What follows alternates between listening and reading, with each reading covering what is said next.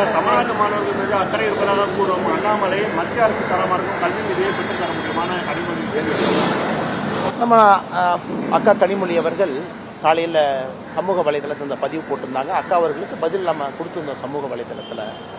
அதனால் அக்கா அவர்கள் ஒரு விஷயத்தை நல்லா புரிஞ்சுக்கணும்.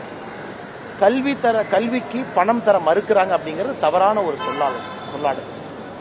மத்திய அரசு பல ஹெட்ல பல பணம் வருது. அது ஆரம்ப கல்வியாக இருக்கட்டும், உயர்கல்வியாக இருக்கட்டும், எல்லா இடத்துக்குமே மத்திய அரசு பணம் கொடுக்குறாங்க. எங்கேயும் இல்லை என்று சொல்லலை. இப்போ இது சமகிரக சிக்ஷா அப்படின்னு சொல்லக்கூடிய அந்த பர்டிகுலர் ஹெட்டு அது எல்லாமே தேசிய கல்வி, புதிய கல்வி, அதை நோக்கி அது மாறிடுச்சு. சர்வ சிக்ஷா அபியான் மாறி இருக்கு. ஸோ இவ்வளவு பேசக்கூடிய அக்கா கனிமொழி அவர்கள் எதற்காக போன ஆண்டு 2024 தமிழக அரசு PM ஸ்ரீ பள்ளிக்கூடத்தை நாங்கள் ஏற்றுக்கிறோன்னு எதற்காக சொன்னாங்க? அதற்கு அக்கா பதில் சொல்ல மாட்டாங்களே. எங்கேயும் கல்விக்கு பணம் இல்லைன்னு யாரும் சொல்லலைங்க. சமகிரக சிக்ஷா ஃபண்டு எதற்கு பயன்படுத்தணுமோ அதற்கு தான் எல்லா மாநிலமே பயன்படுத்த முடியும். தமிழகம் புதுசாக ஒன்று கண்டுபிடிக்க முடியாது. அதைத்தான் தர்மேந்திர பிரதான் அவங்க சொல்லியிருக்கிறாங்க. இந்த PM ஸ்ரீ பள்ளிக்கூடத்திற்காக புதிய கல்விக் கொள்கையினுடைய முக்கியமான சில விஷயங்களுக்காக நீங்கள் பயன்படுத்தலாம் அப்படின்னு. அதை அவங்க திரிச்சு மாற்றி பேசி நாம் ஏதோ கல்விக்கு பணம் கொடுக்க மத்திய அரசு மறுக்கிறாங்கன்னு தொடர்ந்து பேசுவது சரியல்ல. வாக்குகளை சிந்தாம எடுக்கணும். என்னுடைய ஒரே எதிரி திமுக தான் அப்படின்னு சொல்லி பாஜகவுடன் கூட்டணி வைப்பீங்களான்ற கேள்விக்கும் EPS அவர்கள் அது 6 மாதம் கழித்து முடிவெடுக்கும்னு சொல்லியிருக்காரு. அதாவது எதிர்கட்சி தலைவராக இருக்கிறாங்க. ஒரு கேள்வி நீங்க கேட்குறீங்க, ஒரு பதில் சொல்றாங்க. நாங்கள் ஒரு கட்சி நடத்தி கொண்டிருக்கின்றோம், கட்சியில தொண்டர்களாக இருக்கிறோம். எங்ககிட்ட ஒரு கேள்வி கேட்குறீங்க. எல்லாருடைய நோக்கமும் திமுகவை 2026 வீட்டுக்கு அனுப்புறதா எந்த மாற்று கருத்தும் இல்லை. காலம் சூழல் இன்னும் 6 மாதம் 8 மாதம் இருக்கு, எப்படி வரும்? அதே நேரத்தில் தமிழகத்தில் இன்னைக்கு ஆக்ரோஷமா ஐடியாலஜிக்கல் அடிப்படையில் திமுக அதை மாற்ற கொண்டு போறாங்க. ஆனால் திமுகவின் மீது மக்கள் பெரும் கோபத்தில் இருக்கிறாங்க.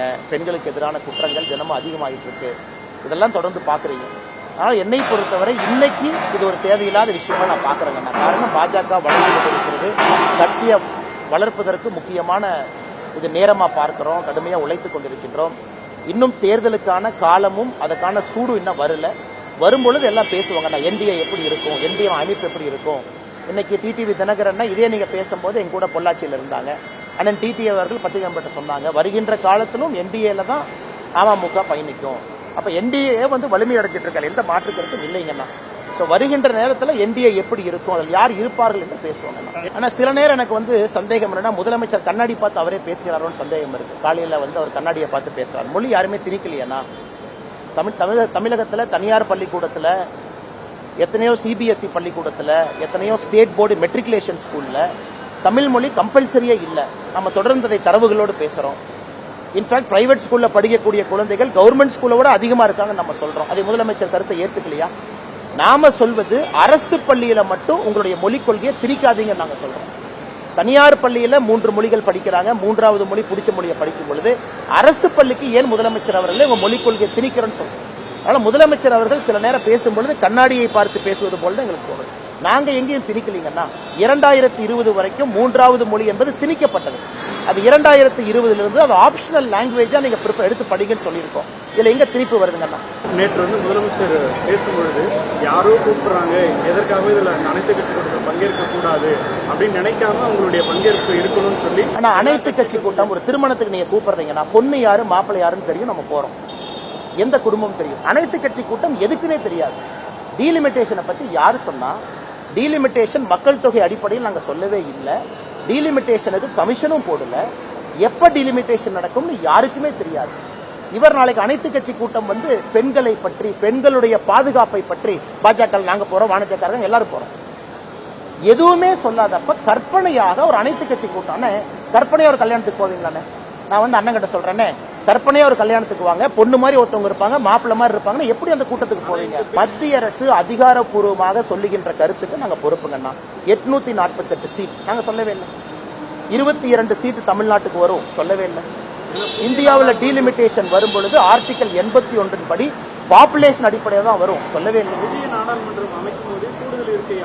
கூடுதல் இருக்கை அது 800, 900, 1000 இருக்கட்டும். டீலிமிட்டேஷனை பத்தி எங்களுடைய கட்சி தலைவர்கள் பார்லிமெண்ட்ல பேசும் பொழுது ஒரே நாடு ஒரே தேர்தலை போல கமிஷன் கமிட்டி அது எப்படி வரும், எந்த அடிப்படையில் வரும். இன்னைக்கு அமித்ஷா அவர்கள் ஒரு படி முன்னாடி போய் ப்ரோரேட்டாங்கன்னு சொல்லி முடிச்சுட்டாங்க. அப்படின்னா இன்னைக்கு இருக்கக்கூடிய எந்த மாநிலமும் மேலையும் போக மாட்டாங்க, கீழே வர மாட்டாங்க. எல்லா மாநிலமும் அவங்களுடைய விகிதாச்சார அடிப்படையில் இருப்பாங்க. அப்படி இருக்கும் பொழுது முதலமைச்சருக்கு நாங்க கேட்கக்கூடிய தொடர் கேள்வி என்னன்னா, எந்த அடிப்படையில எனக்கு தகவல் வந்துச்சு, டெல்லியில இருந்து சொன்னாங்க 848 சீட்டு, அதுக்கு நாங்க ஆதாரம் கேட்கிறோம். எதுவுமே இல்லாம பாரதிய ஜனதா கட்சியை கூப்பிட்டு நீங்க ஒரு மீட்டிங்ல உட்காருங்கன்னா நாளைக்கு எந்த பேசிஸா பேச போறாங்கன்னா, நாளைக்கு மீட்டிங்ல ஒரு பேசிஸ் வேணும்ல. இப்ப நம்ம டீலிமிட்டேஷன் அறிவிச்சிட்டோம், திட்டத்தை சொல்லிட்டோம், குறை இருக்கா டீலிமிட்டேஷன் மீட்டிங் கூப்பிடுங்க நாங்க வர்றோம். அறிவிக்காம அதுபடி நடக்காதுன்னு சொன்ன பிறகு, பாப்புலேஷன் மட்டும்தான் ஒரே ஒரு முகாந்திரம் இல்லை என்று சொல்லிய பிறகும் தொடர்ந்து முதலமைச்சர் சொல்றாங்கன்னா அவர் திசை திருப்புறாரு தான் அர்த்தம்.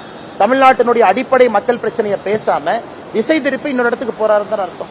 அது எப்படி நாங்கள் ஏற்றுக்கொள்ள முடியும்? தேசிய ஜனநாயக கூட்டணியில் அதிமுக வரும்னு எதிர்பார்க்கிறீங்களா? ஆனா ஏற்கனவே உங்களுக்கு சொன்ன மாதிரிங்கண்ணா, எங்களை பொறுத்தவரை திராவிட முன்னேற்ற கழகம் வீட்டுக்கு போகணும். பாரதிய ஜனதா கட்சி வளர்ந்து கொண்டிருக்கிறது, அந்த அக்னாலஜ்மெண்ட் எல்லாரும் கொடுக்கறாங்க. நாங்க எல்லாத்துக்கிட்டையும் அன்பா தான் பழகுறோம். எங்களுக்கு யாரு எனிமி யாரு எங்களுக்கு யாருமே கிடையாதுங்கன்னா. எங்களுக்கு இந்த கட்சி தமிழகத்தில் நிலைச்சு வரணும், நல்லா வரணும் அப்படிங்கறத நோக்கம். தேர்தலுக்கு என்டிஏ எப்படி ஷேப் இருக்கும், என்டிஏல யார் இருப்பாங்க, பெரிய கட்சி சின்ன கட்சி, அதெல்லாம் வருகின்ற காலத்துல பேசுவோம். அதிமுக வந்து வரவேற்பு. ஆனா வருகின்ற காலத்துல பேசுவாங்க. செய்திகளை உடனுக்குடனும் துல்லியமாகவும் தெரிந்து கொள்ள சப்ஸ்கிரைப் பண்ணுங்க.